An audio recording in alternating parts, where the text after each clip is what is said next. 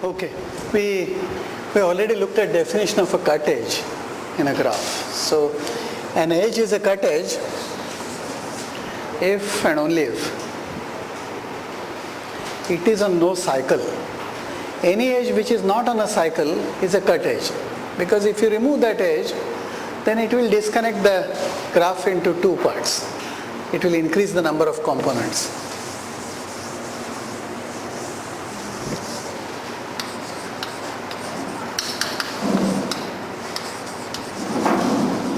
Every edge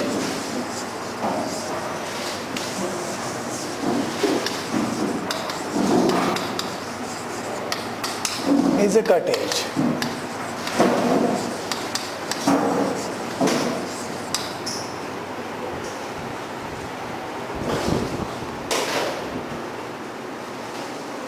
If you just delete that edge, obviously it will the graph, it doesn't matter which edge you delete, that's irrelevant. It will increase the number of components. Also, if I have a tree,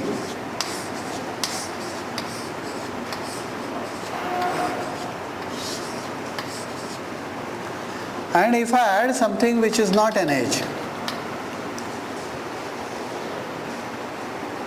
then I will get a cycle. How is that?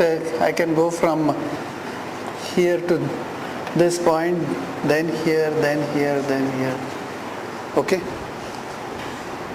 In fact, for a tree, if you add an edge which is non-existent edge, which is not already an edge on the tree, if you add that edge, then I'll get a bigger graph, I'll get a super graph. I'll get a bigger graph in which there is exactly one cycle. There is exactly one cycle.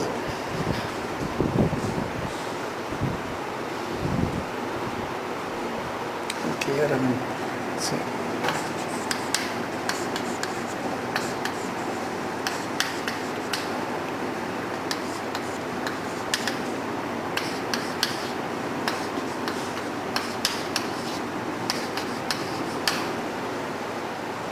So the cycle here is x1 to x3 to x5, x8, x6, x2 back to x1.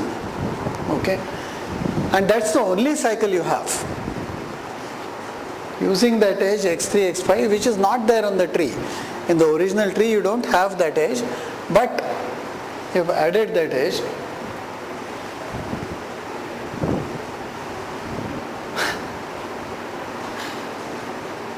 Because that happens to be the only cycle, if I remove any one of the edges on that cycle, what I'll get will be a tree. See, what I'm saying is, now add that new edge x3, x5, but remove something like the edge which was x1 to x3 to x5 to x8 to x6. So suppose I remove the edge x6 to x8.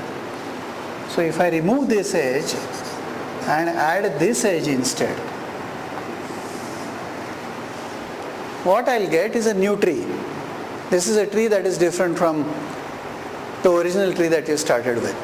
So this is a way in which one can go on constructing newer and newer trees. What is the idea here? The idea involved here is, it's as good as you have a huge graph on this set of 9 vertices or the set of n vertices. You have a big graph which is connected. You are given a spanning tree of that graph that has much fewer number of edges. If you, for example, if you have complete graph on n vertices, it has as many as n into n minus 1 divided by 2, n choose 2 edges, whereas a spanning tree requires only n minus 1 edges, which is linear, which is actually a much smaller number. If you take any edge which was not existent and added it, and remove one of the edges that occurs on that cycle, I'll get a new tree. From that new tree, I can construct another new tree and can go on doing this. So this is something that one can work out. So adding a new edge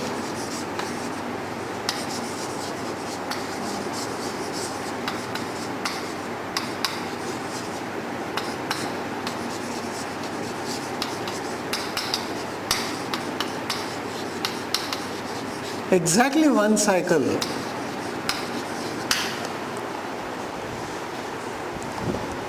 it must result in exactly one cycle, because if this is the edge I am adding and if it results in 2 cycles,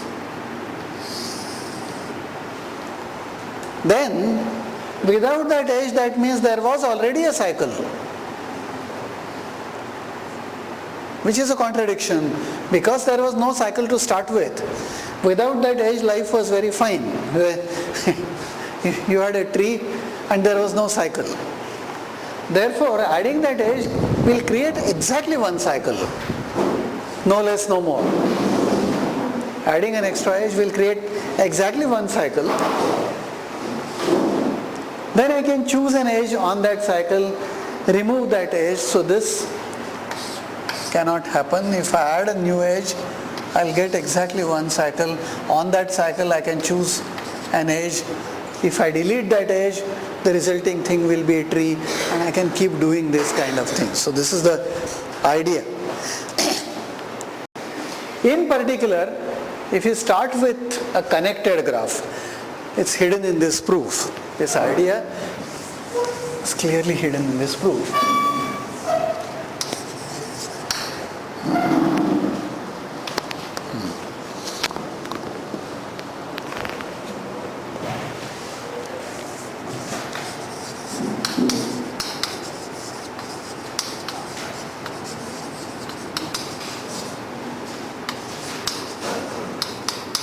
Then G has a spanning tree.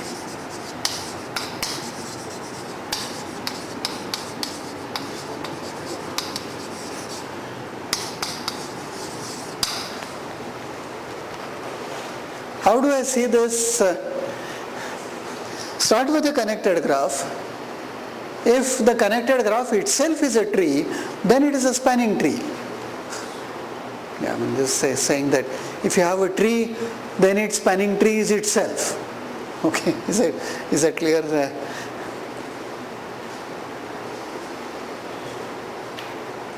Start with a connected graph.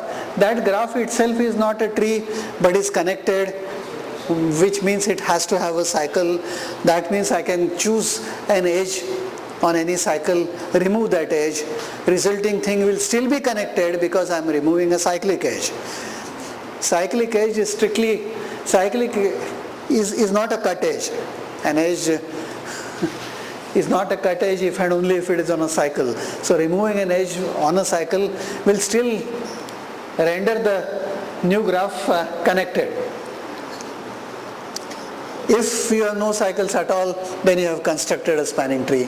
If not, then locate a cycle, break that cycle, and keep breaking these cycles one after the other.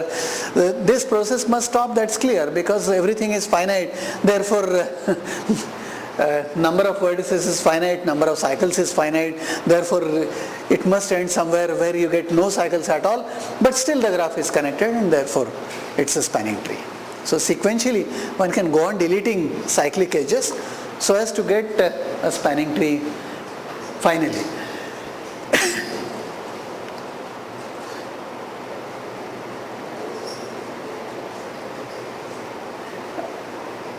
In some sense, the analogy here is exactly like this statement is counterpart, graph theory counterpart of the statement, every vector space has a basis. That's exactly at an abstract level, that's exactly what one is saying. Given a vector space, I can construct a basis for that vector space. That is what that statement amounts to saying.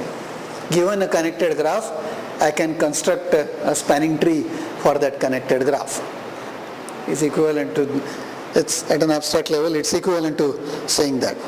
How does one construct let me spell out the analogy a little more. How does one construct a basis for, let's take a finite dimensional vector space. How does one construct a basis for vector space? A good way of doing this is take a set of vectors whose linear span is the entire vector space, okay, such that their linear combination is the entire vector space. Then you ask the question, why is it not a basis? It is not a basis because I have some vector there is linearly dependent on some other vectors. It is linearly dependent on those vectors. Throw out that vector which is linearly depending on other vectors. Then ask the question, are these fellows linearly? The resulting thing will give you something whose linear span is still the entire vector space, because that vector that you threw out was actually a useless vector. That's exactly what the thing that we are doing. Removing things from cycle is exactly what we are doing. That edge was useless in a way. That's exactly the situation in graph theory. That's what we are doing. Then you ask the question, is there any fellow who is linearly dependent on other things? Throw it out. And if you keep doing that, if you have a finite dimensional vector space, then this will stop in finite number of steps, eventually getting a small enough subset such that nothing is linearly dependent on others. That is what we call a basis. That's exactly what we call a basis. So that's the process involved in this. That's exactly the same process. At an abstract level, this is what is called a metroid. The property that I'm going to spell out is what metroid theorists call metroid exchange property. So these are the next two theorems that we'll write out. These are the next metroid exchange properties for graphs.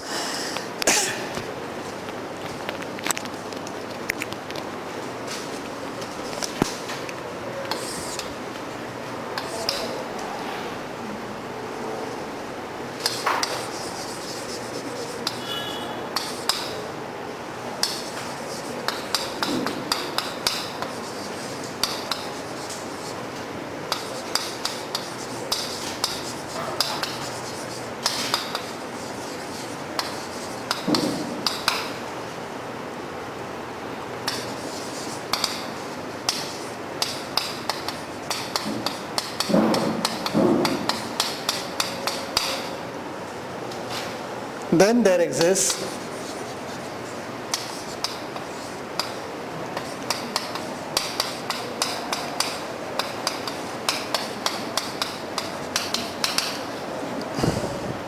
from T I want to remove E but add E prime.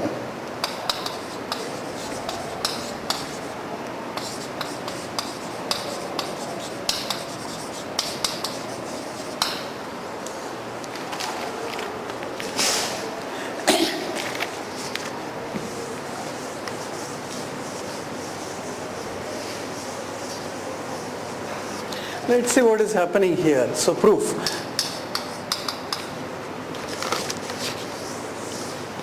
How does one read this statement for linear algebra?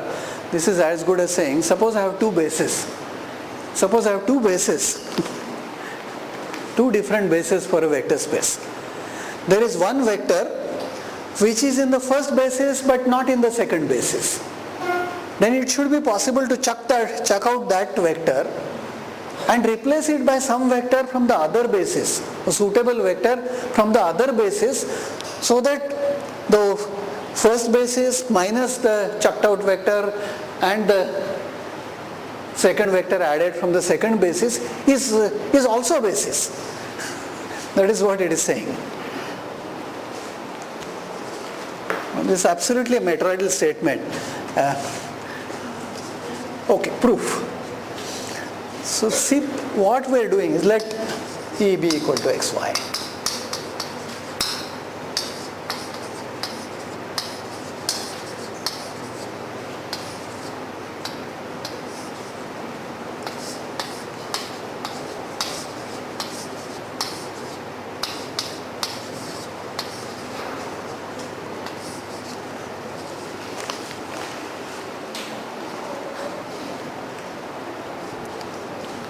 When I break that tree at that edge, it will actually break that into two parts. One part that contains x, other part that contains y.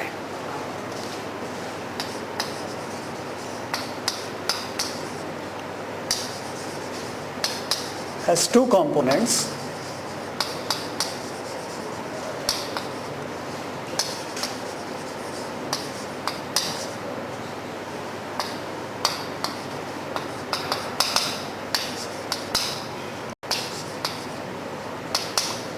X is in U1 and Y is in U2.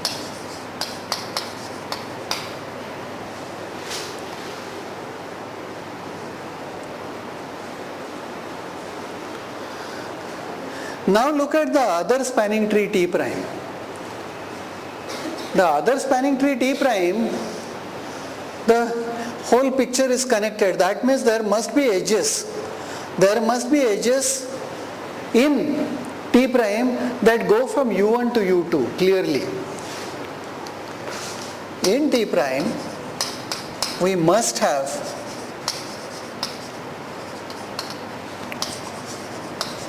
edges from U1 to U2. Say something like this.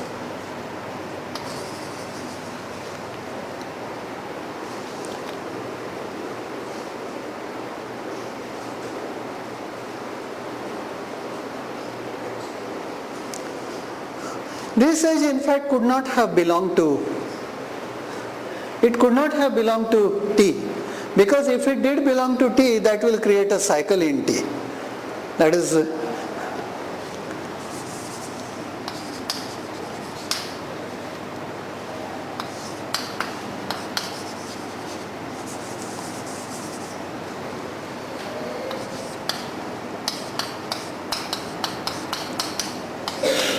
for otherwise we get a cycle in T, a contradiction.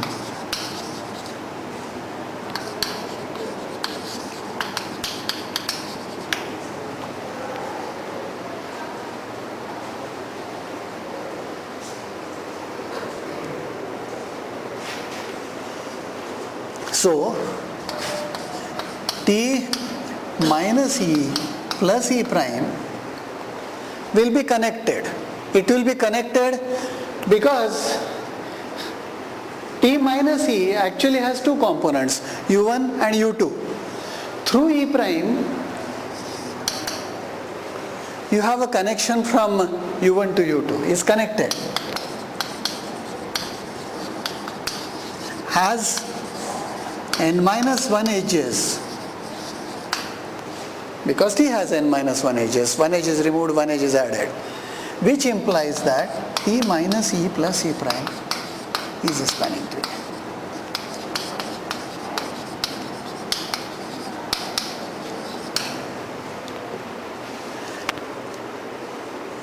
The choice of this E prime is not unique. Clearly not. There may be several edges going from U1 to U2, that's quite possible in T prime, in the other tree.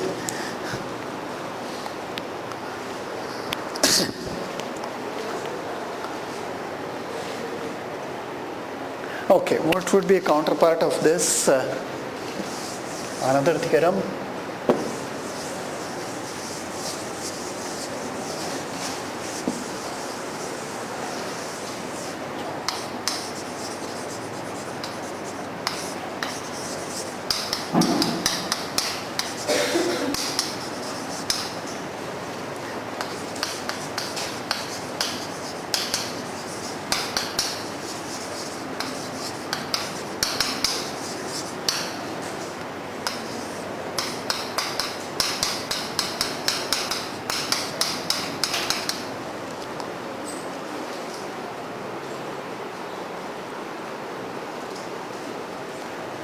Okay, now I want to do something different.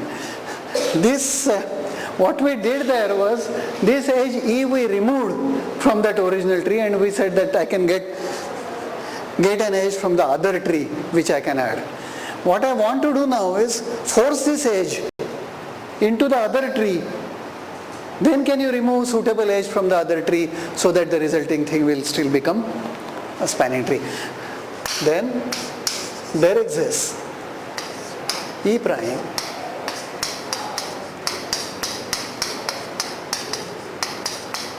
such that T prime with E pushed in T prime but with E prime removed is a spanning tree.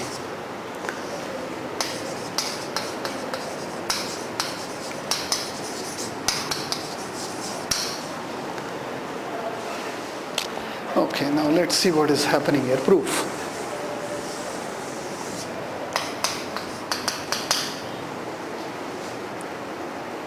So this T prime is that is a spanning tree that is given to me.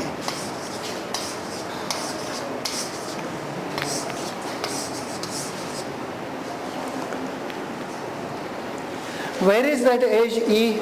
Edge E, so this is the tree T prime. The white is the tree T prime. The edge E is not.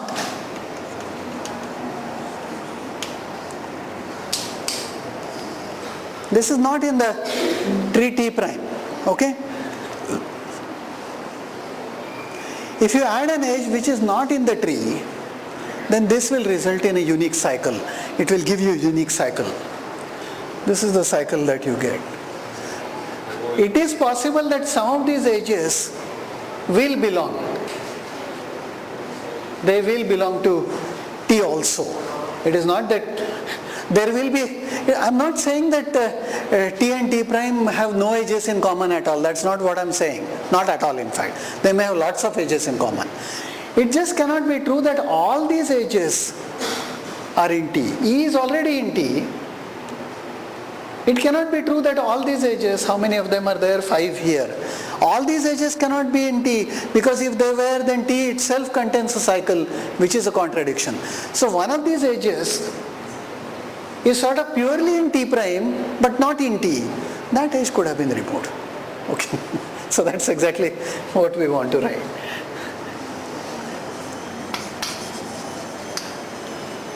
Proof: T prime plus E has a unique cycle, say C, if every edge of C,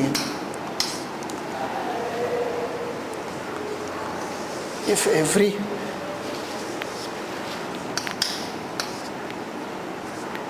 every edge of C is, then T is cyclic contradiction.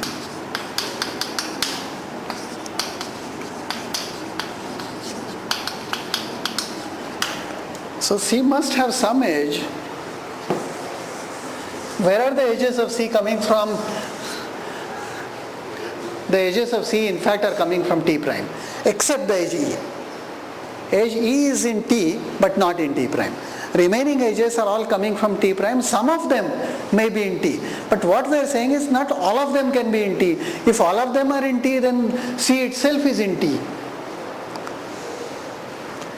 So there exists E prime which is in C such that E prime is not in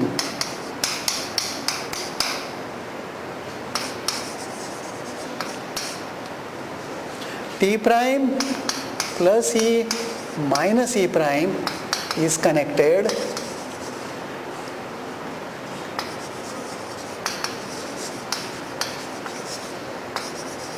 as no cycles. So it's a spanning tree.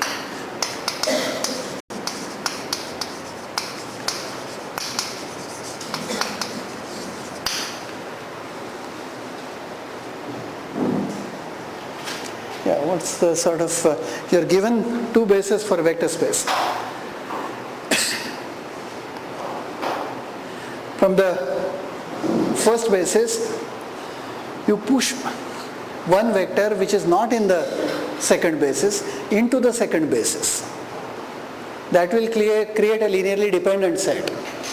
From the original basis, it should be possible to find a vector.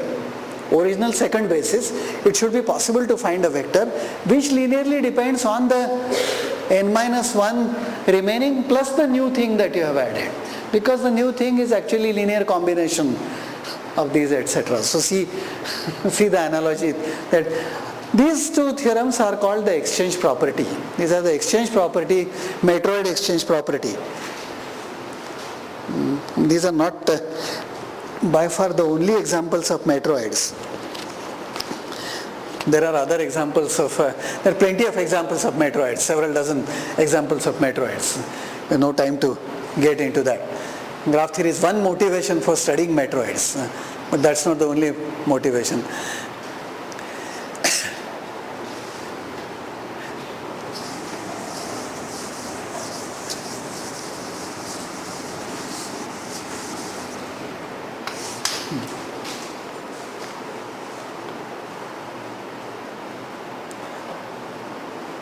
Okay, few quick lemmas of theorem.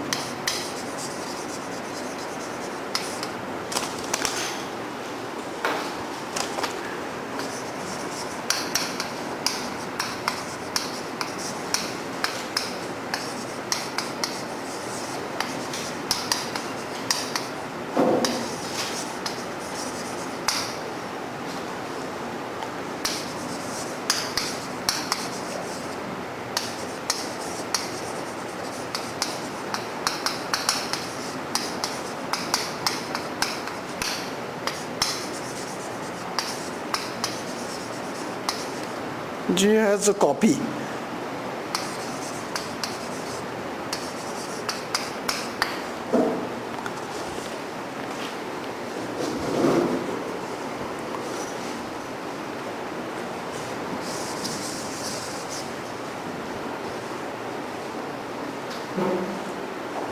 Proof, induction.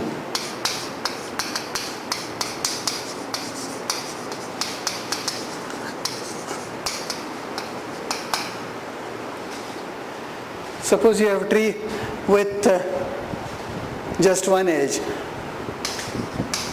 What is given here when k is equal to 1, that just means you have a graph in which every vertex has degree at least 1. That means there are edges in the graph, that's clear. Therefore you can find a copy of this clearly. You can certainly find a copy of this in the graph because there are edges in the graph. Okay, so true for k equal to 1 trivially.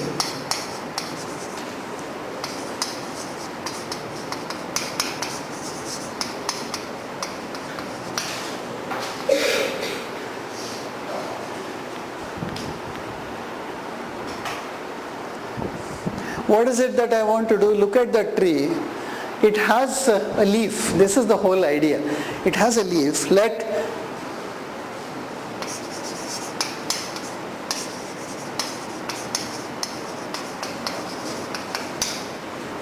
with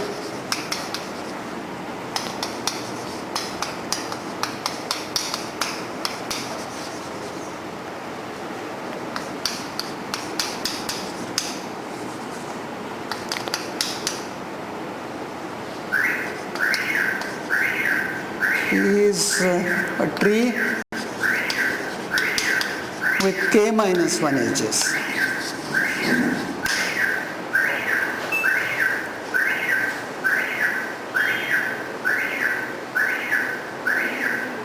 And what I am given is delta of G is at least k. At least k means at least k minus 1. Therefore, I can get a copy of T prime in G by induction.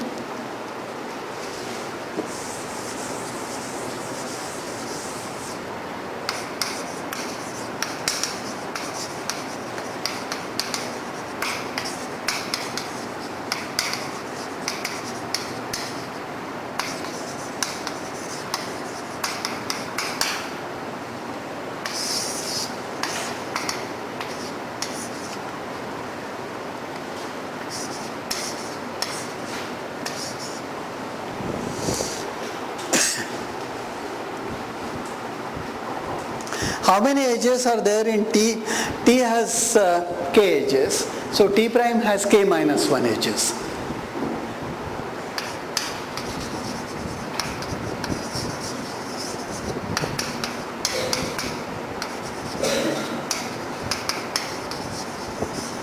Which implies that T prime has k vertices. So there will be a copy of the tree T here, means that vertex Y will have a copy. It will have a copy here. How many vertices are there in all k vertices? y has to be adjacent. So this is, suppose I call the copy of y to be z. It may not be that way. It could be this. Okay. What is the degree of z? What is the degree of z in G? Degree of z in G is at least k. How many vertices do I see here? K, including z. Including z, there are k vertices. So excluding z, there are k minus 1 vertices. That means other than these, even if z is adjacent to all these vertices in G, z is still adjacent to one more vertex. And that vertex can be taken to be a copy of x. So that's exactly the idea. Is that clear? So write down the proof. Is it clear? The number of vertices here, as already said here, there are k vertices including z. Including z. Therefore there are k minus 1 vertices excluding z. Whereas degree of z itself is at least k. Therefore z is adjacent to some vertex which is not here in this copy of t prime. So that vertex can be taken to be a copy of x. That becomes a leaf.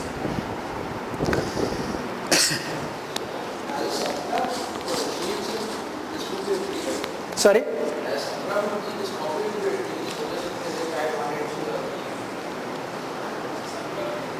As a subgraph?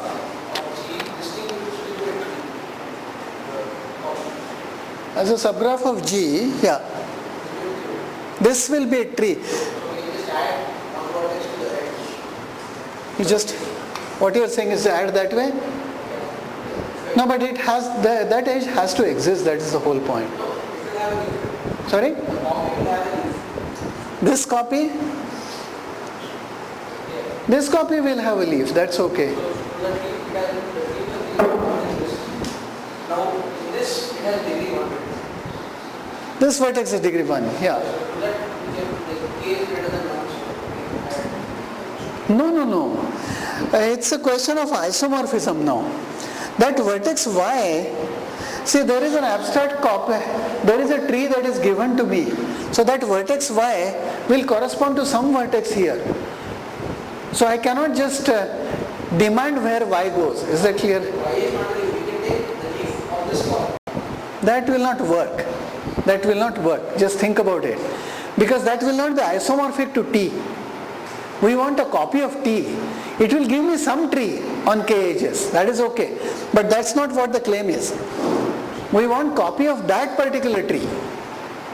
If I want that to happen, is it clear what I'm saying? So there is different. We're not asking whether there is a tree that has k edges. That would be, your argument would be, I want a tree inside G which looks exactly like T. How would I obtain that? There is a vertex which corresponds to Y. Call that Z. That Z, if that Z was adjacent only to these vertices, I am in trouble. But that vertex will be adjacent to some vertex other than in G. In G it will be adjacent. Why is that? Because these number of these remaining vertices is only k minus 1, whereas the minimum degree is at least k.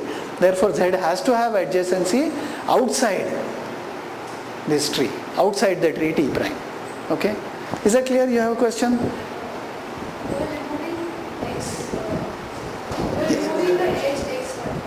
Yeah. We are removing the edge xy but are not removing the vertex y. No, not necessary. No, that's not true. Think about it. That's okay. The question is good, but it's not true. Think about it. That's not true. No, it's not true that vertex adjacent to a leaf is automatically leaf in the... Just think about it. That's very easy to construct. That's just not true. Okay? That's not. So you cannot be so naive. That will be true only if you have path or something like that. Very special case. Tree is too general an object, and don't undermine the importance. Not all trees are paths. Path is a very special kind of tree. Okay.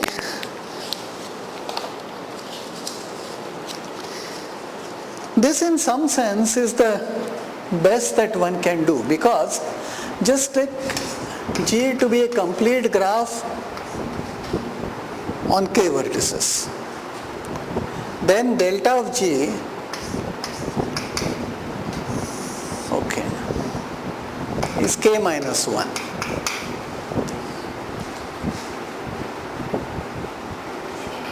So it doesn't satisfy that property. If you take a tree T with k edges, then it will have k plus 1 vertices. It will have k plus 1 vertices. So this cannot contain a subgraph that has k plus 1 vertices because it has only k vertices. Okay? So that theorem, what is given there is sort of optimal. Okay? Cannot be improved.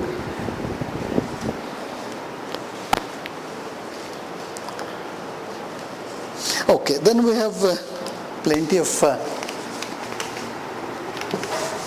other definitions to throw in.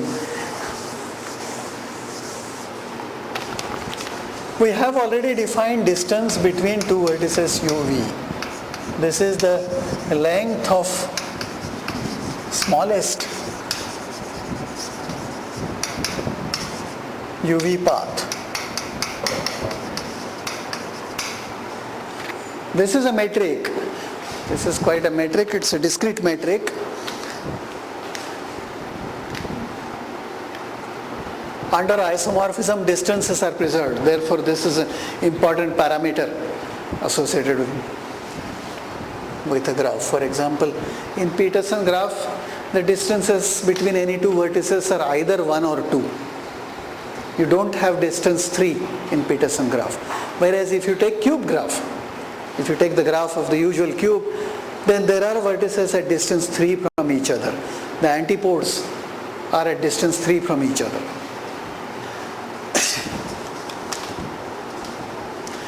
The diameter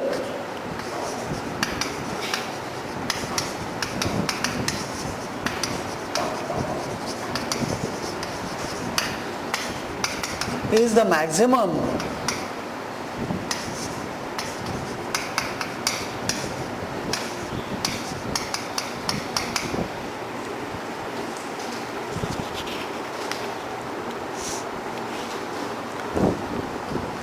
one does define what is called eccentricity. Let U be a vertex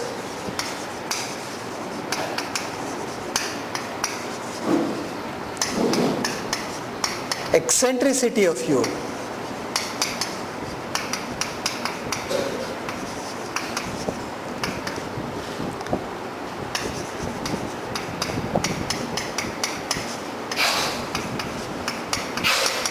maximum counted from that vertex. Look at the vertex which is farthest from that vertex. That is called eccentricity of that vertex. And if you take minimum of all the eccentricities, then that is what is called radius.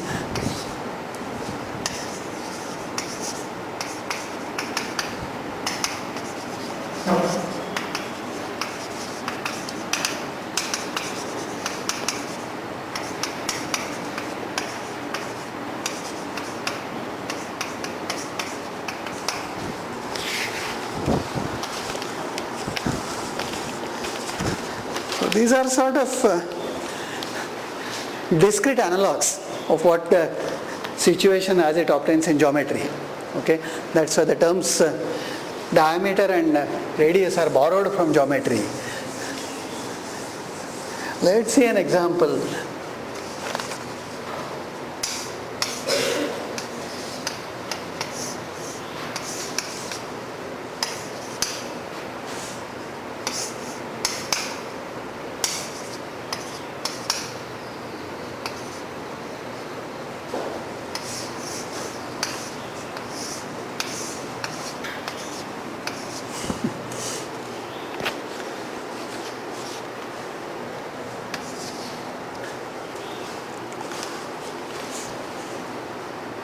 Okay, this is a connected graph.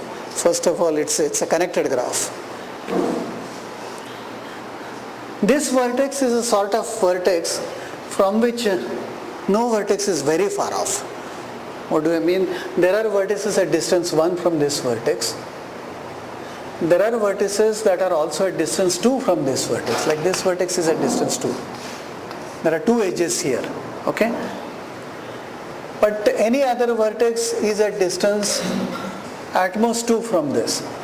So let's write eccentricity for every vertex. I am going to write on its head the eccentricity.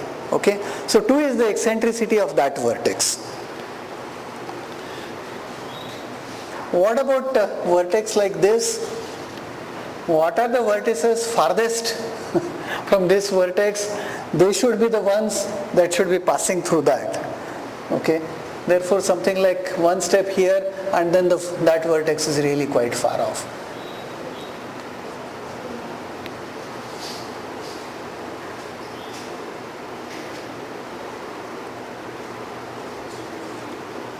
Yeah, I guess it is 3.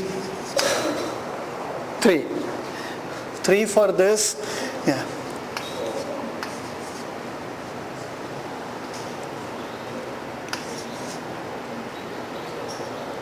And then the remaining are all 4.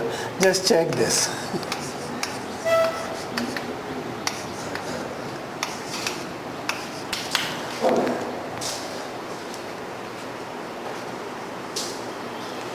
So the diameter of this graph is 4.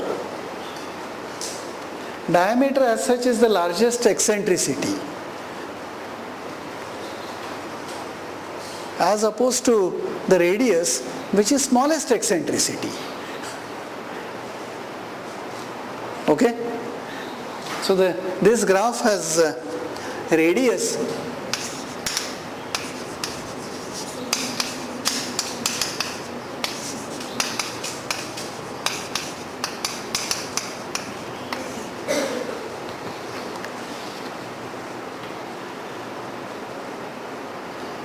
that could be misleading. I mean, it does look like diameter is 2 times the radius. Unfortunately, being a discrete setup, that is not true. Just look at something like Peterson graph. For Peterson graph, every vertex has eccentricity equal to 2. Eccentricity of each vertex is equal to 2. Because of which radius is equal to 2 and the diameter is also equal to 2. Okay? Therefore, it could be much worse. Radius can be equal to diameter. Radius and diameter are equal for the Peterson graph.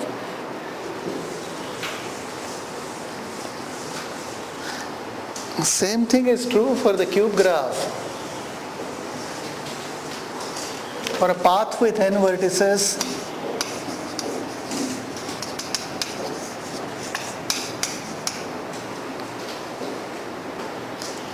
this vertex has maximum eccentricity. This clearly, that distance is the largest. So the eccentricity, so the diameter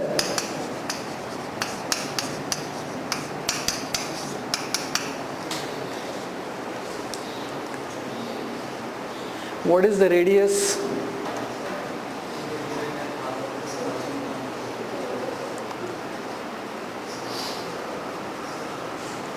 Okay, think about it.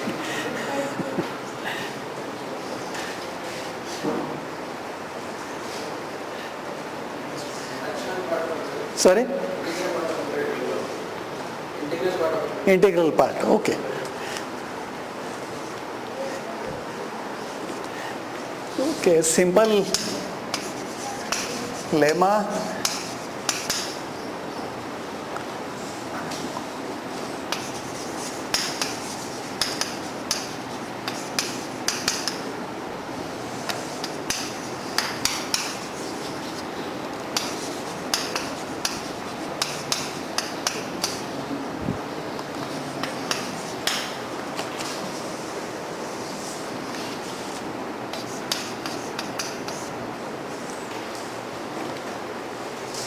Okay, what does it mean to say the diameter of that graph is at least 3?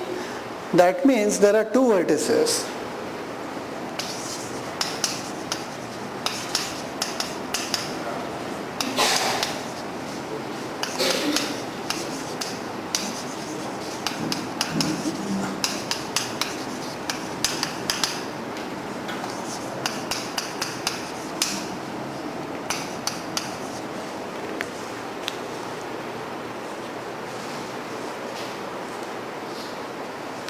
if the distance between x and y is at least 3,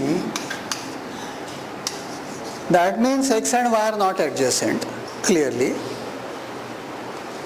X is adjacent to some fellows, y is adjacent to some other fellows,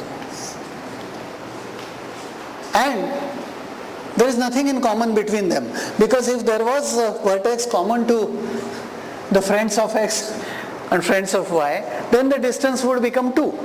Okay? But we are saying that distance between x and y is at least 3. That implies x, y are not adjacent.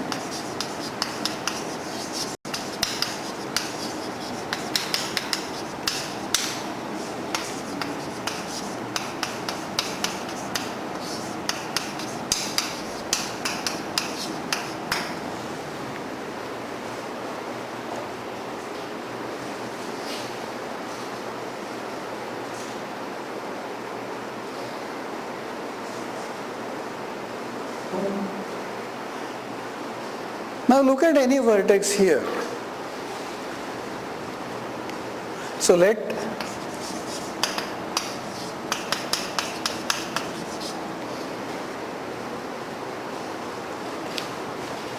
z is not in neighborhood of x, intersection neighborhood of y.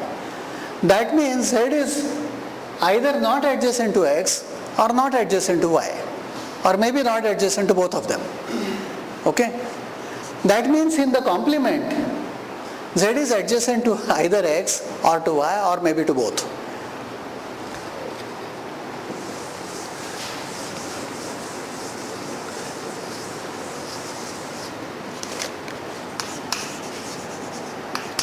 In G bar,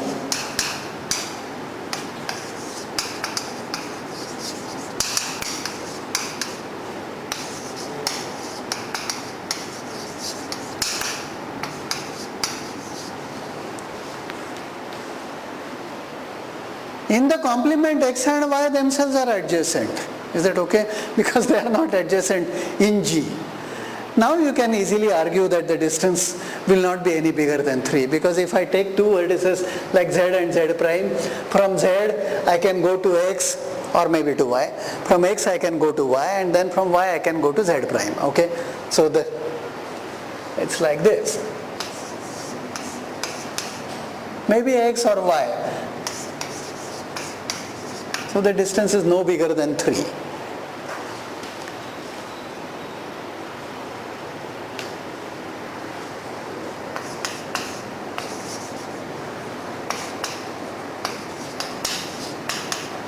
In G bar is at most 3. So that's exactly what we were looking for.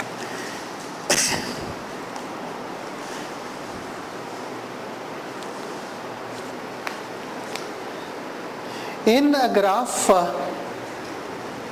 center is a vertex that has minimum eccentricity. Vertex with minimum eccentricity is called center.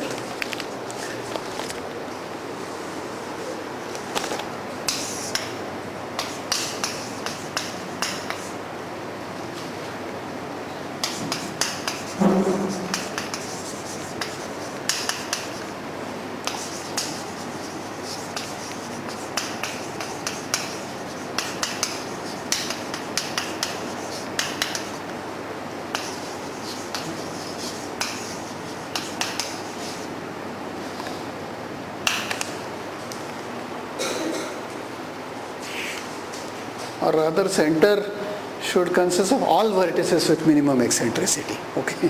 Because there may be several.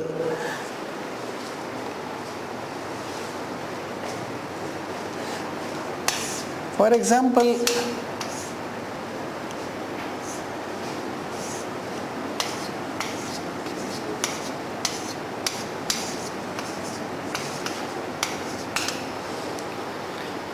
all vertices have minimum eccentricity. Therefore, the center consists of all vertices. And that's really true for all kinds of cycles. Nothing special about a cycle with 5 vertices. For a tree, what we want to say is the center either consists of a single vertex or consists of two vertices which are adjacent to each other.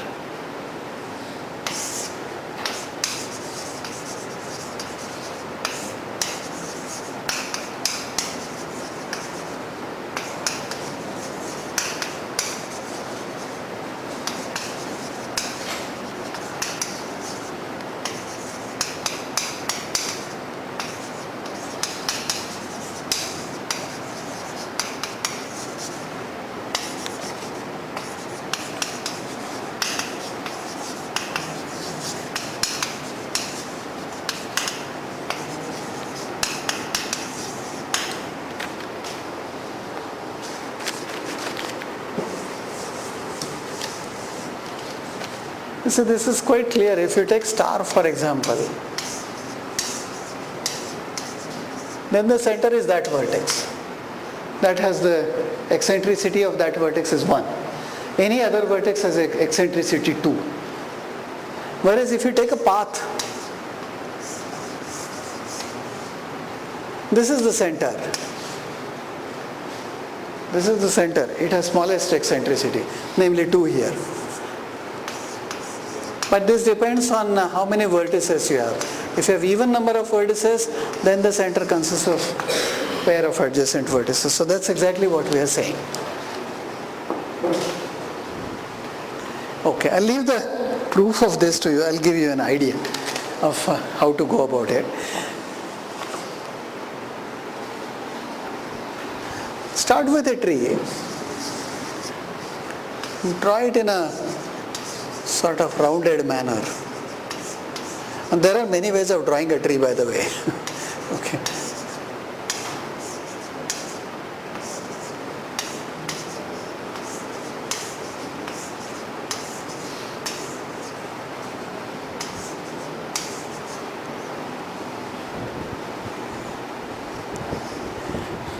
What you can do is, this is number of leaves. Any tree typically would have quite large number of leaves.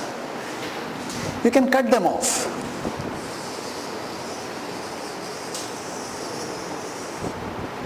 If you do that, you prune the tree, prune all the leaves. If you do that, the resulting thing will be a smaller tree. That resulting thing will actually be a smaller tree.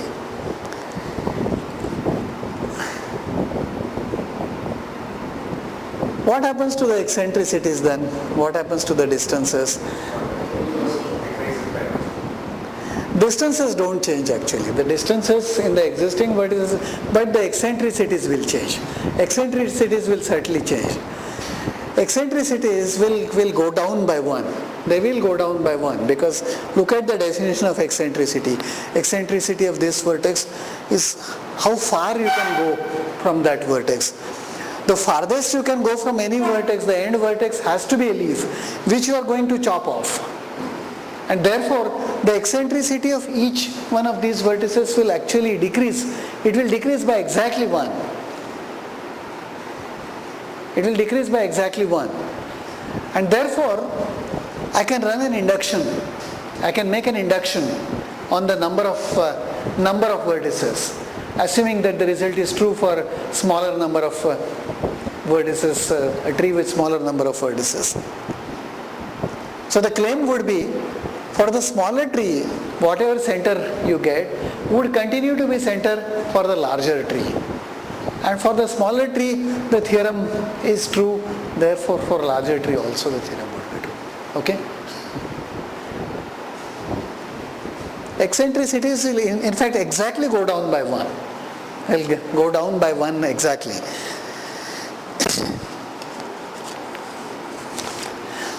Then we have few more computational things.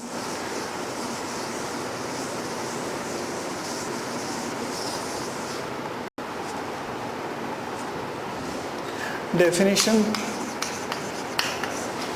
The Wiener index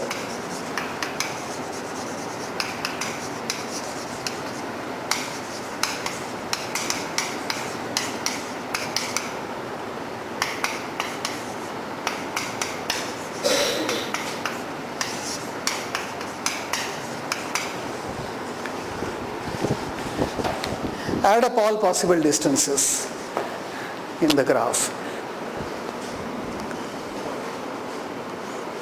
For example, if I take the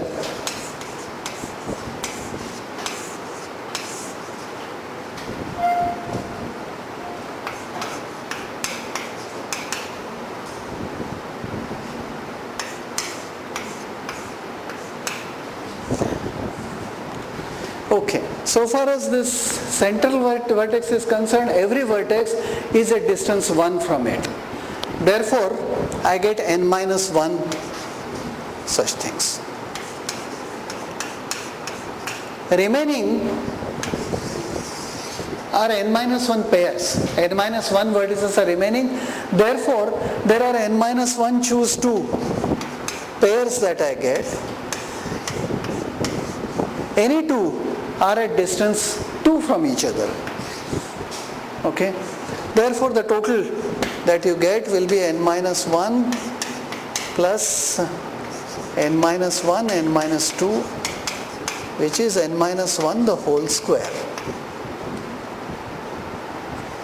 Yeah. So that is the Wiener index of star.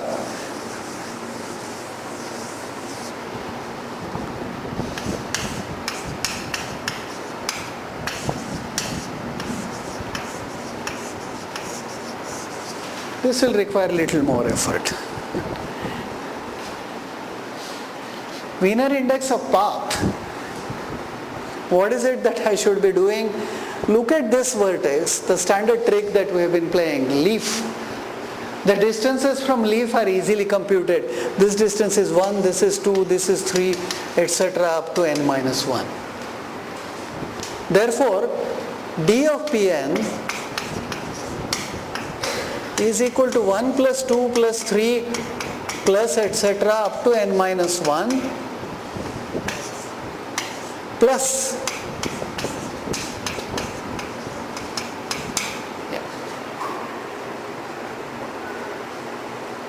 recursion. This is of course n choose 2.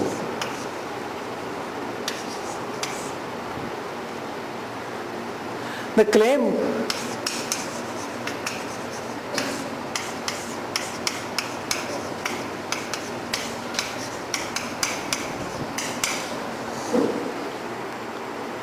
n plus 1 choose 3. You can verify this quite easily. If you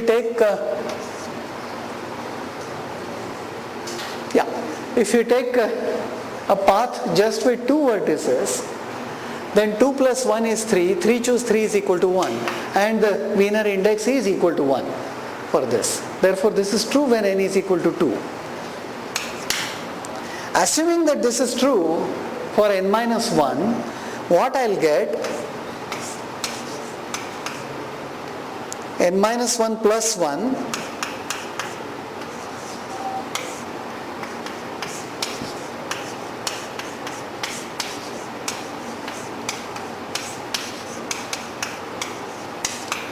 Pascal identity.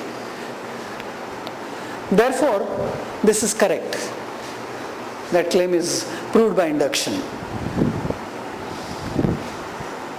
What turns out to be true, and we'll see tomorrow, is that among all the trees, the Wiener index is minimized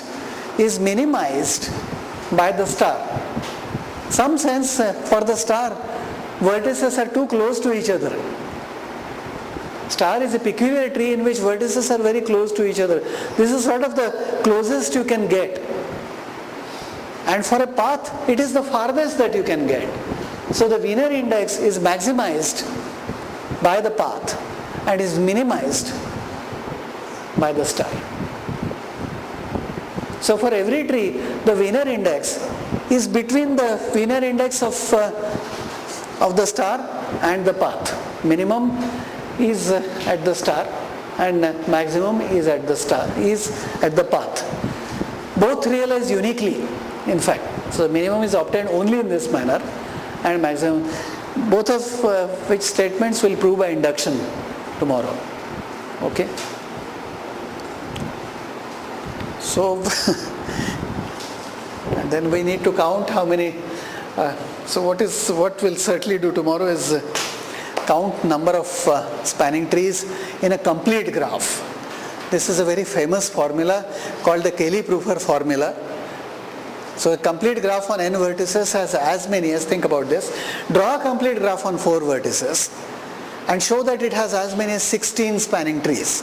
4 square equal to 16 spanning trees. Okay? Complete graph on n vertices in general has n raised to n minus 2 spanning trees. Very famous formula. So it's quite a large number. It's a very large number. But the exact number is determined for a complete graph on n vertices.